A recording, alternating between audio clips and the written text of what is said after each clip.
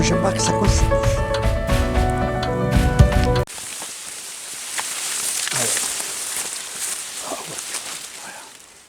Voilà, ça c'est un peu au niveau des dégâts, ce que ça peut occasionner. Voilà. Un peu partout, dans tout Ouais. le Songo. Ça peut être assez important, quoi. Ah ouais, ça c'est les dégâts occasionnés par les sangliers, tout compte fait. Ouais. Tout à fait. Ok, je te remercie.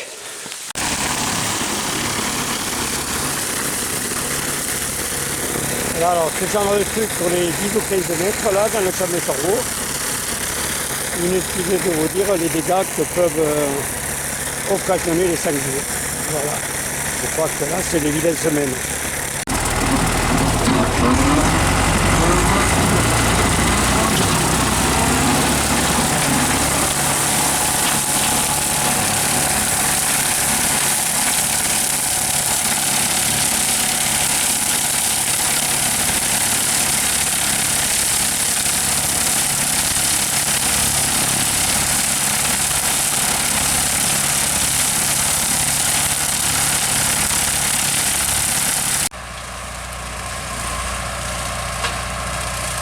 Les dégâts qu'il y a là-haut.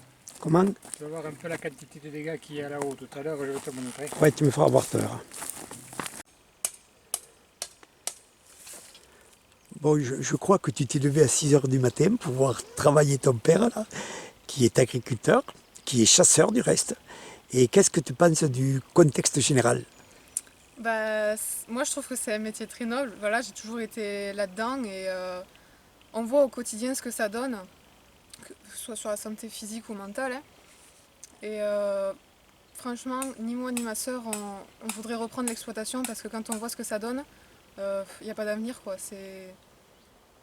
Il faut des gens pour ça, mais nous, on n'aura pas le courage, quoi. Et je te remercie. Alors voilà, ça c'est le travail quotidien. Tous les jours, on prépare la clôture pour les vaches, pour leur donner la ration journalière.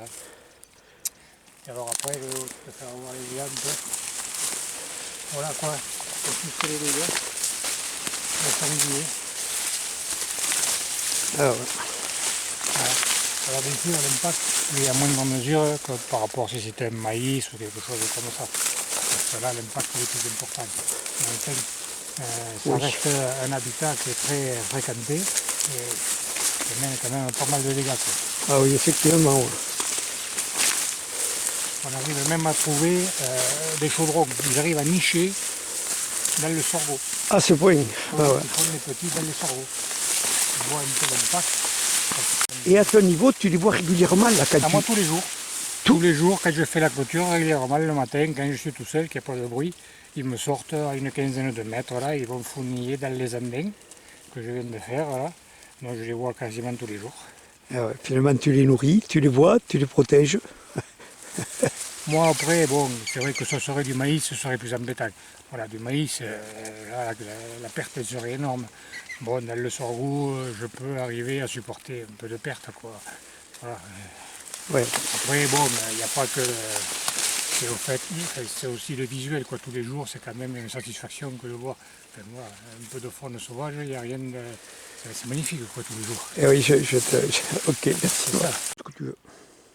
Après, bon, heureusement qu'on a quand même des outils en place au niveau des sociétés de chasse qui nous permettent, quand les dégâts sont trop importants, qu'on ne peut plus vraiment les supporter, quoi, avec les battues, ou ne serait-ce que des battues d'effarouchement, hein, on peut les faire déplacer, les envoyer directement, les ramener dans les bois ou des trucs comme ça, pour éviter que les dégâts soient trop importants, quoi. Il nous faut ces outils-là, parce que si on ne les a pas, demain, on se sera plus gérable, quoi. Eh oui. Ouais, C'est oui, ça mais aussi, je comprends. Je comprends à quel point c'est Oui. important. Ouais. Ah, c'est très important, hein, surtout que bon, on est dans des secteurs où c'est que l'agriculture est en train de perdre du terrain. On est dans un territoire défavorisé. Donc il y a beaucoup d'agriculteurs qui partent à la retraite, il n'y a pas du tout de repreneurs derrière. Donc on est en train de voir des paysages qui sont en train de se transformer, des terrains qui étaient cultivés, qui redeviennent déjà chers, voire qui recommencent à revenir en bois. Donc on est en train de faire grossir leur habitat tout à fait. Donc le problème c'est que voilà, à un moment donné, il faut quand même qu'il y ait va falloir trouver un juste équilibre entre garder une certaine population et pas se laisser déborder. Je te remercie. Oui, Jean-Marc, alors ton boulot là ce matin consiste en quoi au juste? Alors voilà, quotidiennement, tous les jours, je viens, bon, à l'heure actuelle, le sorgho, il est un peu trop mûr, donc on ne peut plus le faucher. Les bêtes n'arrivent plus à le pâturer comme il faut. Donc je le passe au broyeur, il découpe un petit morceau et là, elles peuvent l'assimiler plus facilement. Et tous les jours, je leur donne une ration. Voilà, c'est ce qui nous permet de tenir avec la sécheresse, tout ça. Si on n'avait pas cette culture-là, on ne pourrait pas alimenter le bétail. Et là, tu me dis que les sangliers, tu les vois pratiquement quand tu es tout seul. Tous les jours. Là, quand je fais la clôture, que je suis d'un côté du champ, ils me sortent de l'autre, ils sont curieux, ils me regardent, ils me sentent, ils m'observent tous les jours. Ah ouais. Tous les jours, régulièrement. Et voilà, bon, tu vois, ils ne sont pas sortis parce qu'ils nous ont entendus. Mais rien que quand on a avancé le sorgho, Oui. on les a entendus se déplacer dans le Oui, sorgho. oui, effectivement. Du bruit, c'est eux qui se déplacent. Donc après, il faut arriver à tenir une bonne mesure et pas se laisser déborder par les dégâts qui deviennent trop importants. Parce que moi, après, niveau alimentaire, ça me poserait un problème. Parce qu'au niveau du bétail, j'aurais pu, si jamais les dégâts s'accentuent, ça serait un manque à gagner pour nous, mes animaux. Et je comprends tout à fait. Oui. Bon, j'ai demandé à ta fille qui apparemment n'aurait pas l'intention de reprendre l'exploitation. Qu'est-ce que tu en penses à ce niveau-là, toi? De toute façon, les raisons elles sont simples, hein. Principalement c'est des raisons économiques. Hein. Aujourd'hui, l'agriculture est délaissée en France. Toutes les exploitations comme nous, les exploitations familiales, aujourd'hui, on n'arrive plus à retirer un revenu décent. Quoi. Ouais. Donc les jeunes, travailler 15 heures par jour pour toucher même pas le SMIC, je comprends qu'ils ne veulent pas rester. Moi. Ça, c'est une... Oui, même à la limite, tu les encourages pas à rester ici. Du tout, même pas, non. Au contraire, nous, on les incite à continuer les études, aller au plus loin possible pour choisir d'autres voies. Hein. Ouais. Pour nous, aujourd'hui, un élevage dans notre secteur, ici, il n'y a plus d'avenir. Ah oui. Il n'y en a plus. Ouais. On a un système agricole aujourd'hui qui favorise des grosses structures. Et malgré qu'on dise le contraire, on va toujours dans le même sens, alors qu'il faudrait soutenir les exploitations familiales comme les nôtres. Et c'est ce qui fait tenir, en plus c'est ce qui fait vivre le pays, tout simplement. Dans nos secteurs, ici c'est le secteur rural, c'est l'agriculture qui tient tout à bout de bras. Oui. Si demain il n'y a plus d'agriculture, il n'y a plus de vie, quoi. Oui. Tout simplement. Hein. Je te remercie beaucoup parce que c'est très important ce que tu viens de dire. Bon. Alors, tu as ouvert les vaches, là, ta femme a ouvert les vaches, et voilà. Puis voilà, et puis elles savent où elles vont, quoi. Ah oui, là ils connaissent le chemin, hein, tous les jours. Là ils ont fait téter, les veaux leur ont été sortis. Bon, de temps en temps il y en a quelques-uns qui nous échappent, qui les suivent. Mais là ils vont manger toute la journée. Et après ce soir ils remontent, et on les remet au parc à côté de la maison, et là les veaux revont téter. Et... Voilà. Le train-train quotidien. Voilà, tout simplement. Le train-train. Et tu arrêtes, j'ai vu ce matin, tu m'as fait venir à 6h30 et tu vas travailler non-stop jusqu'à quelle heure ce soir à titre indicatif? Oh, 20h, 21h, tout dépend. Hein.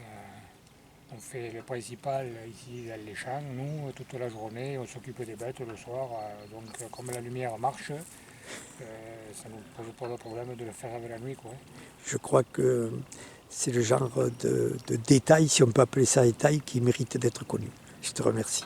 Oui, quand je remonte la voiture, moi je vais boire le café.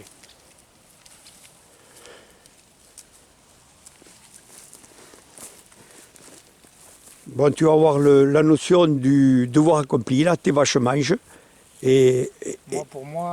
Pour elle, aujourd'hui, j'ai fait mon travail. Voilà, et bien, je te remercie. Tu n'as pas pu, si.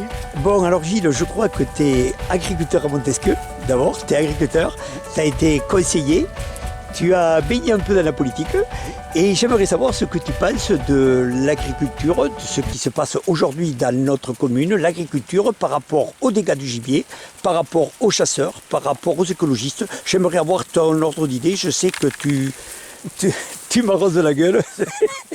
Alors j'aimerais savoir ce que tu en penses, savoir 2 ou 3 minutes de quelqu'un de responsable, d'abord. Voilà, ce que j'en pense, c'est simple, c'est que Chasseurs comme agriculteurs, c'est à peu près le même combat. C'est-à-dire que voilà, on nous les entrave sans arrêt, on empêche les chasseurs de chasser, les agriculteurs de cultiver. Et pourtant, on est les premiers écologistes, puisque l'entretien et la terre, nous, la terre, et les chasseurs régulent le gibier. Mais à la vitesse où ça marche, eh bien, nous, on ne pourra plus continuer à cultiver, les chasseurs ne pourront plus chasser. Ce qui fait qu'il y aura, du gibier, trop de gibier, et après, il faudra l'éliminer de façon administrative. Voilà. En fait, je pense que par les écologistes, les verts, ce qu'on appelle les verts les purs et durs, quoi.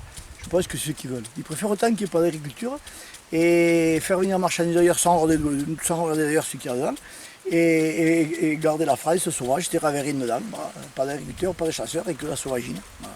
Eh bien, je te remercie dans un premier temps. Bon, en dehors des dégâts, une année comme cette année, je vois que tu es en train d'arroser là. Il y a en plus la sécheresse. Et là, c'est du chasselas de Moissac, non? Voilà, c'est ça. Et bien qu'on soit à Montesquieu, c'est l'appellation chasselas Moissac. Comment ça se passe ça? Mais en fait, l'appellation chasselas Moissac groupe une soixantaine de communes à cheval sur le Tarn-et-Garonne et le Lot.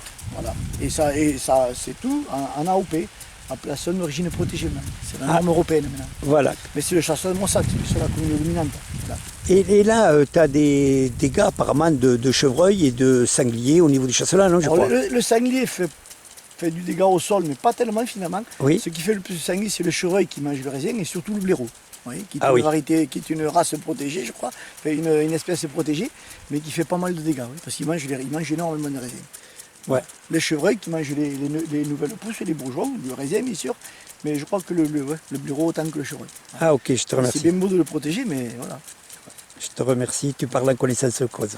Il ne reste plus que le raflet. Hein.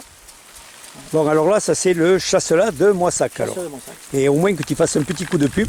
Appellation d'origine protégée. Voilà. C'est le seul produit frais, avec le muscat du Ventoux, à avoir l'AOP. Ah oui? Il n'y a pas de pommes, il n'y a pas de prunes, rien. C'est le seul produit frais à avoir l'appellation d'origine protégée. Depuis 1971, le Moissac et le muscat du Ventoux depuis les années 80. Voilà. Et comme je te dis, je sais que tu as un petit peu, et c'est tout en ton honneur, trempé dans la politique là. Qu'est-ce que tu penses d'aujourd'hui? On est relativement... on n'est peut-être pas trop touché dans notre département, Tarn-et-Garonne, mais il semblerait qu'il y ait des députés au jour d'aujourd'hui, des députés qui soient contre la chasse, contre les chasseurs, en dehors de choper des bois, parce qu'en étant contre le chasseur, il est relativement facile de choper des bois, mais comment pense-t-il faire un jour s'il n'y a pas de chasseurs? Voilà. Au jour d'aujourd'hui, il y a des battues. Je vois les gars à Sainte-Thèque, ils sortent tous les jours par des dégâts. Comment pense-t-il faire? Comment pense-t-il faire, puisque tu les côtoies en tant peu tôt? Oui. Après, déjà, les députés qui se réunissent et qui préfèrent être contre les chasseurs pour attraper les bois, ils en attraperont très peu, de toute manière, parce que ils seront battus, parce que dès qu'on se réunit, déjà, on est battus, premièrement. Et deuxièmement, le jour où il n'y a pas de chasseurs, ils préféreront autant des battues administratives, c'est-à-dire du massacre du gibier, plutôt que de réguler. Voilà, c'est ce qu'on appelle les verts, c'est ça, c'est-à-dire que toujours pareil, quoi. C'est pas aller dans le bon sens. Oui, mais c'est bien beau. Qui c'est qui va s'occuper de tout ça? Il faudra mettre 80 fonctionnaires de plus par département. Ils ont déjà toutes les peines du monde à payer ceux qui sont en place aujourd'hui. Comment ils peuvent se faire? C'est ça, il faudra payer des gens qui feront rien, alors que pour l'instant, on a des bénévoles qui travaillent. Voilà. C'est un peu l'ensemble du pays. Mais c'est pas que les chasseurs, ni les... C'est comme ça. Voilà. Heureux de t'entendre dire, parce que c'est bien beau.